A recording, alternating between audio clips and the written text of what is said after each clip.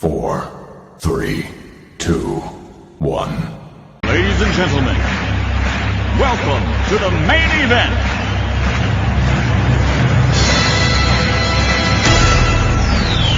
Hello everyone, સ્વાધ્યાય 1.3 માં આપણે ક્વેશ્ચન નંબર 5 જોઈ ચૂક્યા છીએ. આજે આપણે જોવાના છે ક્વેશ્ચન નંબર 6, જેમાં P અને Q ને એક સિવાયનો કોઈ સામાન્ય અવયવ ન હોય તથા જેની દશાંશ અભિવ્યક્તિ શાંત હોય તેવા P upon Q જ્યાં Q does not equal to 0 સ્વરૂપના સમય સંખ્યાના કેટલાક ઉદાહરણ લો.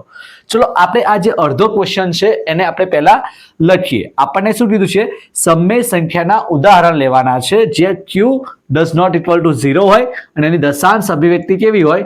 શાંત હોય. તો ચલો આપણે લઈએ 1/2, ઓકે, ત્યારબાદ લઈએ 1/4, ત્યારબાદ લઈએ 1/20 અને છેલ્લે એક એક્ઝામ્પલ લઈએ 1/25. ચલો આને આપણે દશાંશ સ્વરૂપમાં ફેરવીએ તો અહીંયા જવાબ આવશે 0.5, અહીંયા જવાબ આવશે 0.25. તમે પ્રયત્ન કરી શકો છો, ઓકે. અહીંયા જવાબ આવશે 0.05 અને અહીંયા જવાબ આવશે 0.004, સોરી 0.4. હવે આપણે આ જે સંખ્યાઓ લીધી હતી એની દશાંશ અભિવ્યક્તિ કેવી બની ગઈ? શાંત. અહીંયા પણ શાંત છે, અહીંયા પણ શાંત છે, અહીંયા પણ શાંત છે, અહીંયા પણ શાંત છે. ચલો પ્રશ્નમાં આગળ વધીએ. P upon Q જ્યાં Q does not equal to 0 હોય સ્વરૂપના સમય સંખ્યાના કેટલાક ઉદાહરણ લો. ચલો લઈ લીધા. જ્યાં P અને Q પૂર્ણાંક સંખ્યા છે. P અને Q કેવા છે? પૂર્ણાંક સંખ્યાઓ છે. શું તમે અનુમાન લગાવી શકો છો કે Q એ કયા ગુણધર્મનું પાલન કરવું જોઈએ? હવે અહીંયા આપણે Q નો ગુણધર્મ શોધવાનો છે. તો આપણે પહેલા એક વસ્તુ સમજવાની છે કે 1/2 છે, 1/4 છે, 1/20 છે, 1/25 છે. એટલે આ ચાર એક્ઝામ્પલની અંદર આપણને છેદમાં જે સંખ્યાઓ આપી છે એ સંખ્યાની પેટર્ન આપણે સમજીએ. અહીંયા 2 છે એનો અર્થ કે 2/1 છે, ઓકે. અહીંયા 4 છે એટલે કે 2/2 છે. અહીંયા 20 છે તો 20 ના અવયવ કેટલા પડશે? તો 4 અને 5, રાઈટ. હવે 4 એટલે કે 2 × 2 એટલે કે અહીંયા 2/2 અને 5/1 છે, બરોબર. ચલો અહીંયા 25 તો 25 ના પાયે 25 એટલે કે 5/2 છે. તો જે છેદમાં સંખ્યા Q સ્વરૂપે આપી છે એના અવિભાજ્ય અવયવો આપણે જોઈએ તો અહીંયા આપણને 2 મળ્યા, અહીંયા 2 મળ્યા, અહીંયા 2 અને 5 મળ્યા અને અહીંયા 5 મળ્યા. તો જે Q છે એ સંખ્યાના અવિભાજ્ય અવયવ 2m એટલે કે 2 સંખ્યા આવે એની ગમે તેટલી ઘાત હશે ચાલશે. 2m અને 5m આ સ્વરૂપે આપણને મળતા હોય તો જ આપણી સંખ્યા એ શાંત દશાંશ અભિવ્યક્તિ બને છે. કારણ કે અહીંયા જો 2 લીધા તો 2/1 છે એટલે કે 2m છે, એમ સમજી લઈએ. અહીંયા 2 અને 5 બંને છે તો 2m અથવા 5m, રાઈટ. તો બંને સાથે છે, કાં તો 2 કાં તો 5 કાં તો બંને સાથે, ઓકે. તો એવી જ સંખ્યાઓ જો Q ના સ્વરૂપમાં હોય તો જ આપણે એ સંખ્યાને શાંત દશાંશ અભિવ્યક્તિ કહી શકીએ છીએ. તો આ જ આ ક્વેશ્ચનનો જવાબ છે. આ એનો ગુણધર્મ છે, બરોબર.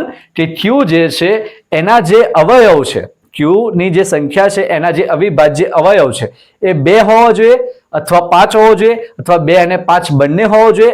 એની ગમે તેટલી ઘાત હોય એનાથી આપણને ફરક પડતો નથી, પરંતુ 2 અને 5 હોવા જરૂરી છે, ઓકે.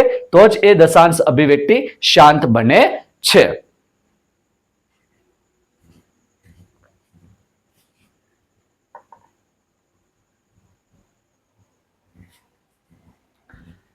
ચલો ક્વેશ્ચન નંબર 7. ક્વેશ્ચન નંબર 6 આપણે બહુ સારી રીતે શીખ્યા. ક્વેશ્ચન નંબર 7 જોઈએ. જેની દશાંશ અભિવ્યક્તિ અનંત અનાવૃત હોય તેવી 3 સંખ્યાઓ લખો. તો પહેલા તો એ વસ્તુ સમજવાની છે જે અસમય સંખ્યાઓ છે એ બધી દશાંશ અભિવ્યક્તિ અનંત અનાવૃત છે, ઓકે. તો આપણે અસમય સંખ્યાઓ જેવી કે √2, √3, √5 આ જે સંખ્યાઓ છે એ બધી દશાંશ અભિવ્યક્તિ અનંત અનાવૃત સંખ્યાઓ છે. એને આપણે બીજા અર્થમાં લખીએ, દશાંશ સ્વરૂપે લખીએ તો આ રીતે પણ લખી શકીએ છીએ 0.05 005 005, રાઈટ, 0005 આ રીતે આગળ વધતી જાય છે. બીજું એક્ઝામ્પલ લઈએ તો 0.10 100 1000 10,000, રાઈટ, આ રીતે આગળ વધતી જાય છે. ત્રીજું એક્ઝામ્પલ લઈએ તો 150 1500 15,000 આ રીતે આગળ વધતી જાય છે. તો આ એવી સંખ્યાઓ છે જે અનંત અનાવૃત સુધી હોય છે, જેની કોઈ ચોક્કસ ફિક્સ રકમ નથી થતી, એ આગળ વધતી જ જાય છે, પુનરાવર્તિત થતી જ જાય છે. તો આ થઈ ગયો આપણો ક્વેશ્ચન નંબર 7.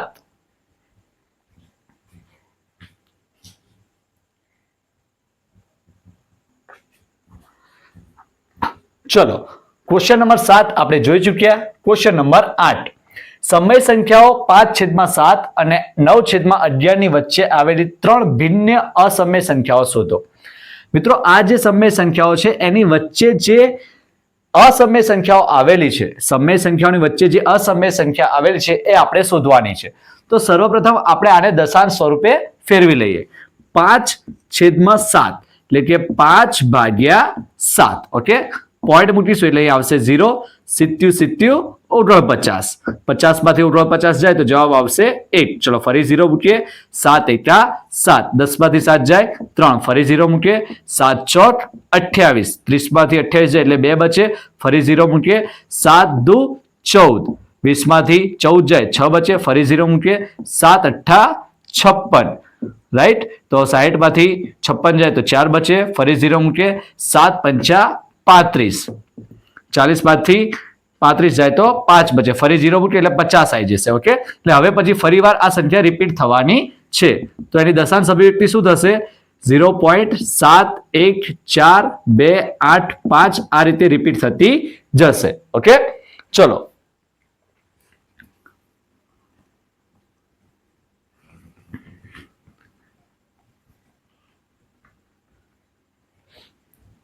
એ જ રીતે આપણે આ સંખ્યાનું શોધી લઈએ. 9/11 છે એટલે કે 9/11 પોઈન્ટ મૂકીશું એટલે 0 આવશે. 11 × 8 = 88 2 બચ્યા, 2 મૂકીએ 0 11 × 11 20 માંથી 11 જાય 9 0 મૂકીએ એટલે પાછી 90 આવશે. ઓકે, એટલે આની દશાંશ અભિવ્યક્તિ શું થશે? 0.8112. હવે આપણી પાસે આ જે બે સંખ્યાઓ મળી છે એના વચ્ચે અનંત અસમય સંખ્યાઓ છે, તો કોઈ પણ લખી શકીએ છીએ, પણ એ આના વચ્ચે આવવી જોઈએ. ઓકે, ચલો 7 થી શરૂઆત થાય છે એટલે આપણે પહેલા લખીએ 0.7, પછી કોઈ પણ લખી શકીએ 750. ઓકે, એટલે 750, પછી 7500, પછી 75000 આ રીતે આગળ વધતી જાય છે. ચલો બીજી સંખ્યા લઈએ 0.71 0 7120 7130 7140. ઓકે, કોઈ પણ સંખ્યા આપણે લઈ શકીએ છીએ, મુદ્દે આની વચ્ચે આવવી જોઈએ. 0.700700070007. ઓકે, તો આ દરેક સંખ્યાઓ આ બંને સંખ્યાઓની વચ્ચે આવે છે. તો આ થઈ ગઈ આપણી 3 અસમય સંખ્યાઓ.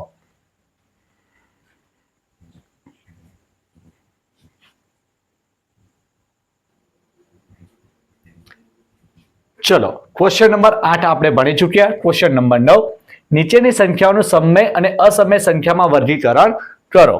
હવે અહીંયા આપી છે √23. ઓકે, તો √23 જે છે એ અસમય સંખ્યા છે,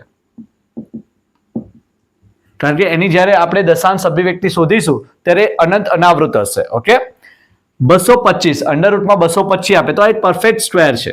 ઓકે, એનું √ કાઢીશું તો જવાબ આપણને 15 મળશે. તો આ સમય સંખ્યા છે.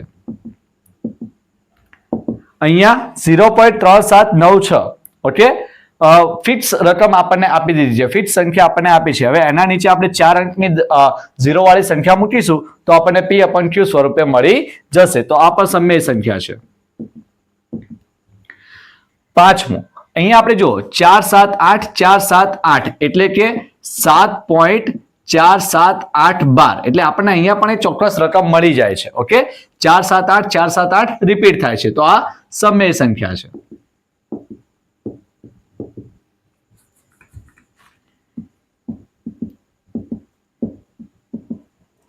અહીંયા જુઓ 8.10 છે, પછી 100 છે, પછી 1000 થાય છે, ઓકે, પછી 10,000, એ રીતે આગળ વધ્યા કરે છે. એટલે સંખ્યા બદલાતી રહે છે, રાઈટ. 10, 100, 1000, 10,000, 0 વધતા જાય છે. તો આ સંખ્યા કેવી છે? અસમય છે. તો આ થઈ ગયું આપણું સ્વાધ્યાય નંબર 1.3. આપણે બધા પ્રશ્નો આ વિડીયોની અંદર જોયા છે, 6, 7, 8, 9. આઈ હોપ કે દરેકને સમજ પડી હશે. પ્લીઝ વિડીયોને લાઈક કરો, શેર કરો, ચેનલને સબસ્ક્રાઇબ કરો. Thank you.